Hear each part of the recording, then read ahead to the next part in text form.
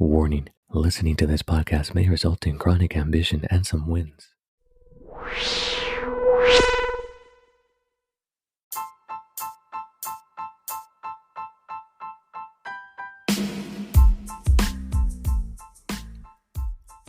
Yo, what's up, beautiful winners?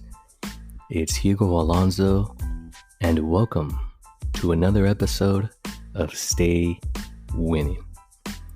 Please help me out. Be sure to follow the podcast on social media and subscribe to the YouTube channel. I'll be doing a giveaway there soon. The channel name is Stay Winning Podcast. I'll be posting more details on Instagram shortly. Make sure you check it out. You or someone you know might like what I'm giving away.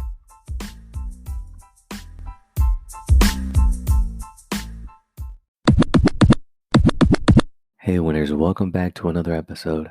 Thank you so much for all the love and support you've been showing me on Instagram, on YouTube, on Twitter. I read all the comments and I definitely get back to you. Again, thank you for all that love and support. I hope this episode brings more value to you, especially if you're a first-time home buyer out there. Today I'm going over the 3 myths that stand out to me when it comes to a first-time home buyer.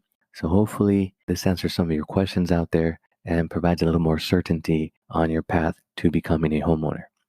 Myth number 1 is that home buyers need to put a 20% down payment. So that is actually not the case, winners. In fact, since 2008, the average down payment for a first-time home buyer has been somewhere between 6 and 7%.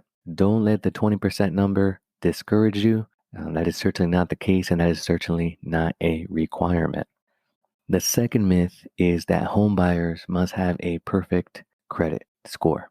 That is also not something that is true. In fact, you can actually get a home loan even if your credit score is in the 500s.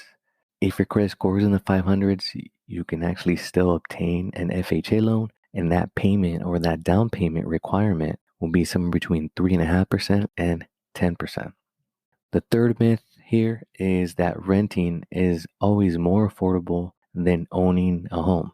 So renting is actually not necessarily more affordable in the long run. It could be in the short term, but rents are rising and they'll likely continue to. So in my personal experience, when I first obtained my mortgages, they were actually higher than what the market rent amount was at the time.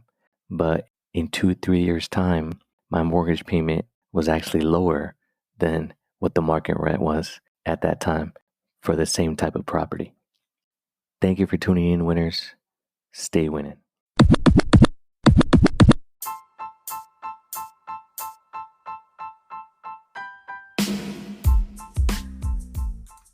Winners, if you're finding value to the information I am sharing on this podcast, please help me out and subscribe, share, download, and tell your friends.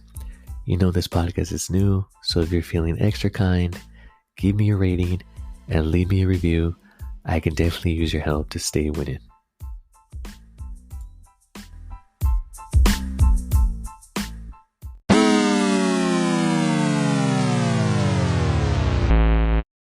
This episode is brought to you by our sponsor, Anchor.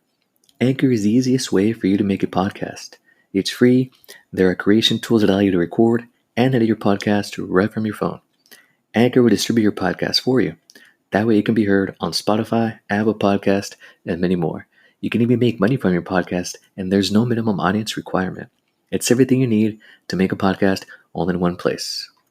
Download the free Anchor app or go to anchor.fm to get started today. This show is intended for educational and entertainment purposes only. It's not intended as personal financial advice. Before making any financial decision, please do your due diligence and consult a financial advisor as needed.